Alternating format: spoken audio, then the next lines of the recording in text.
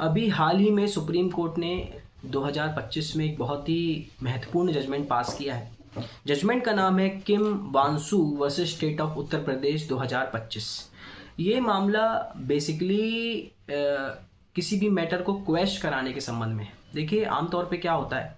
यदि किसी भी व्यक्ति के ऊपर यदि कोई झूठा मुकदमा फाइल कर दिया गया है, किसी व्यक्ति के ऊपर झूठी एफआईआर हो गई है या कोई भी झूठा मुकदमा फाइल कर दिया गया है, तो वो व्यक्ति सीआरपीसी के सेक्शन 482 के अंतर्गत हाई कोर्ट जा सकता है और अपनी एफआईआर को क्वैश रद्द करवा सकता है, या उसके ऊपर कोई झूठा मुकदमा फाइल किया गया है तो वो 482 के तहत क्या कर सकता है, हाई कोर्ट जा सकता है। 482 सीआरपीसी में हाई कोर्ट की इनहेरेंट पावर को जो है वो डिफाइन किया गया है।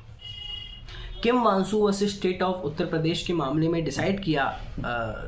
सुप्रीम कोर्ट ने कि यदि कोई भी व्यक्ति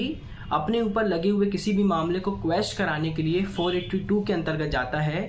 तो उसके पास उसके एडिशनल एक और रेमेडी है, आर्टिकल 226।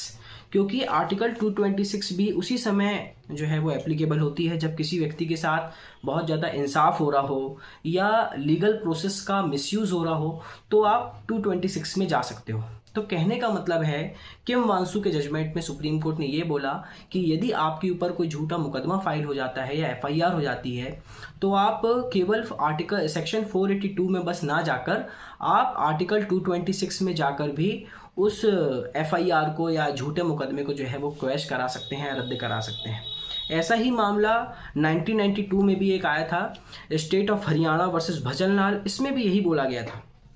कि यदि हाई कोर्ट को कहीं भी लगे कि इंसाफ की ज़रूरत है या लीगल प्रोसेस का मिसयूज़ हो रहा है या किसी व्यक्ति के लीगल राइट का जो है वो वायलेशन हो रहा है, तो इस कंडीशन में आर्टिकल 226 जो है वो एप्लीकेबल हो सकती है